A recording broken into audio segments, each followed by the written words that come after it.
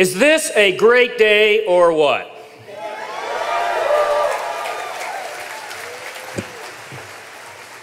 I've spoken at in a lot of audiences before, but I have never done anything like this. And if you could see this audience out here, the family and friends and the youth of America, you'd be very pleased. You should see it from this side. Dr. Lambert, Mike Nowak, families, friends, and faculty, and most important, the Elon class of 2011 of Elon University. Welcome, and I am humbled to be in front of you today. When Dr. Lambert called me at work a few months back, I was worried he was calling about some overdue books from the Elon library. Then he informed me that the Elon tradition for the commencement speaker was to have the senior class vote on whom they wanted, and they voted for me. Well, to be frank, I was at first shocked that they would have a clue who I was, much less why you all would care. But shock quickly turned to humility, as I felt extremely honored that you would ask. As I was deliberating what I was going to say today, my mind wandered to the weeks leading up to my own commencement 34 years ago.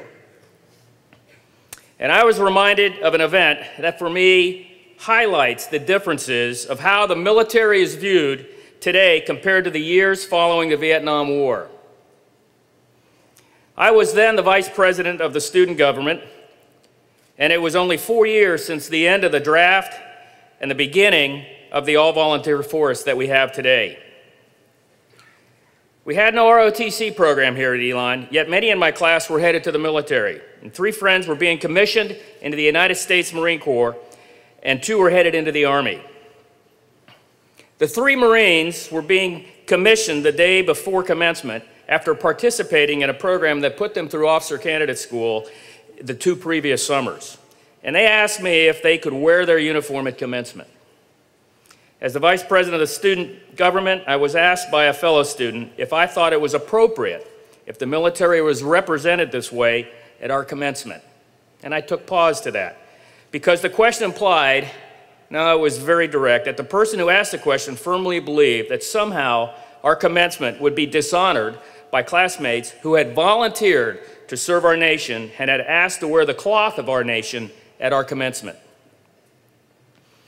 Now, I answered that since I was headed to Naval Aviation Officer Candidate School in 2 weeks to earn my commission in the United States Navy, then commence flight training, earn my wings of gold, and follow the career path of my father, well, I thought it was a pretty good idea. And our new Marines looked great in their uniform the next day. Yesterday, I spoke when 5 newly minted second lieutenants were commissioned into the Army and the Air Force at Elon's very own ROTC unit.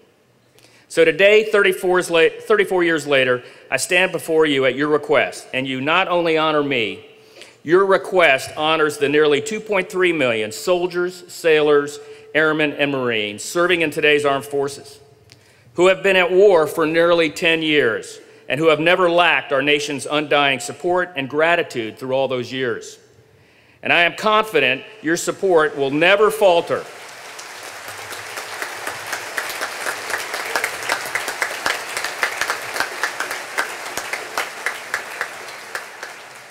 And I'm confident your support will never falter, for their faith in you and our nation will never falter as well. Now, the good doctor was very clear that I only had 5 minutes to speak today. My friends and shipmates know that no one enjoys a good sea story more than me, and it's very important to remember to never let the truth get in the way of a good sea story. That said, and given that I've used 3 of the 5 allotted minutes, I think it best that I get on with it.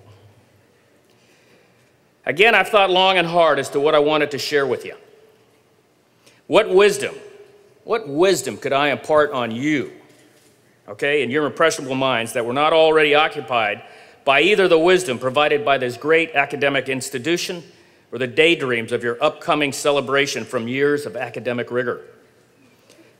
Most of what I'm about to say, your parents have already taught you.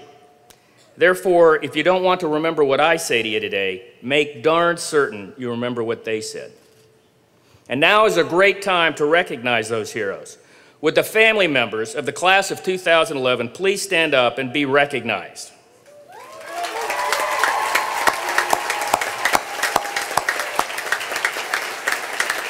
Graduates, please stand and give your folks a round of applause.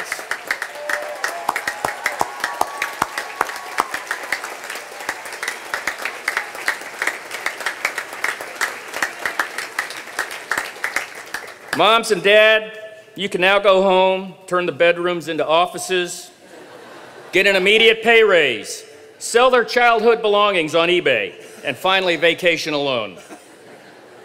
Now, there's one other group that needs to be recognized today, and that's the professors, the faculty, and the dedicated staff of Elon University who helped with the past 4 years of your journey through life. Please stand and give them the recognition that they so richly deserve.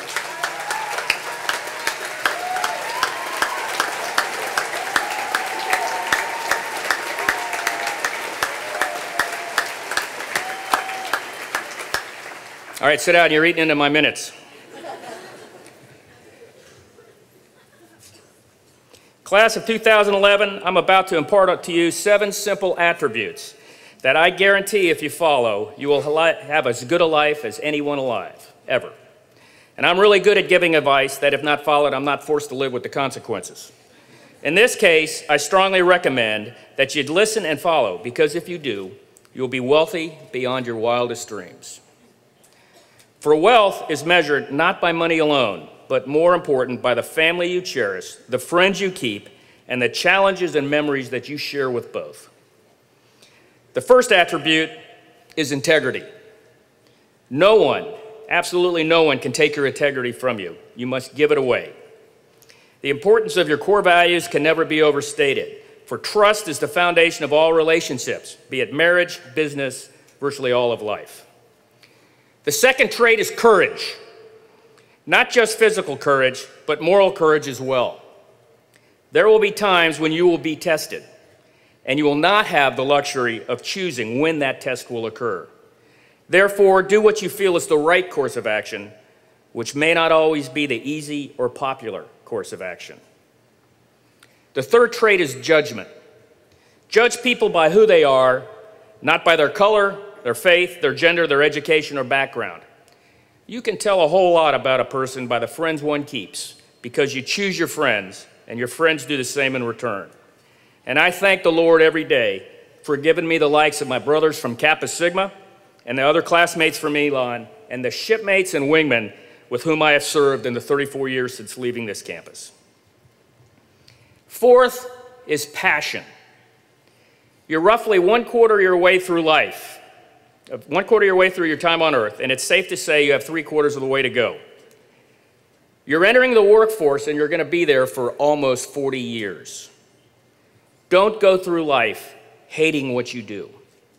Find something that you have a passion for and do it.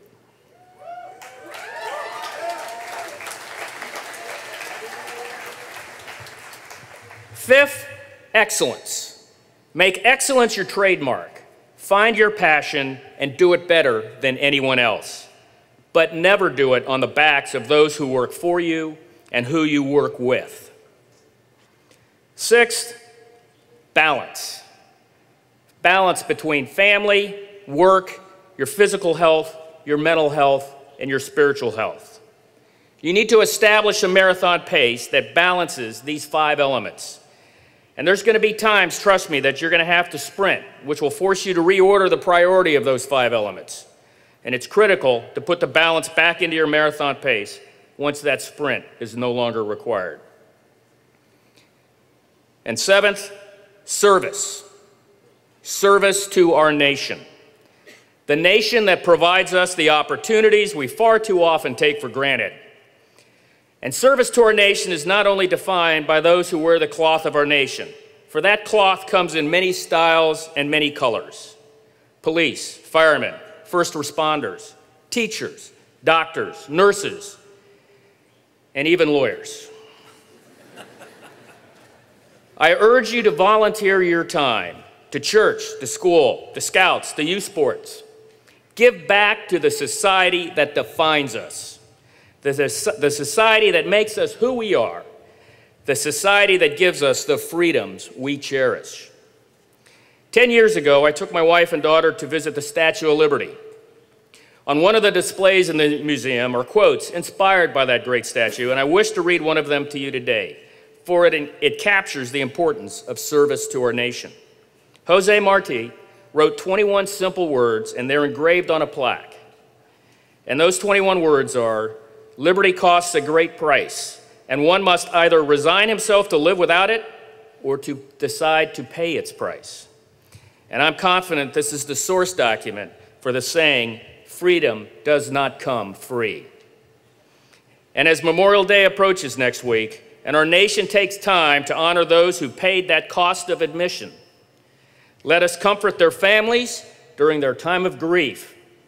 It's a time which never ends. Okay, Doc, I'm only 4 minutes over my allotted time. I hope that's okay. You can't get them back.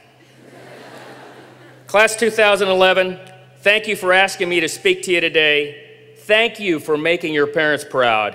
Enjoy your future. I envy your journey. God bless you.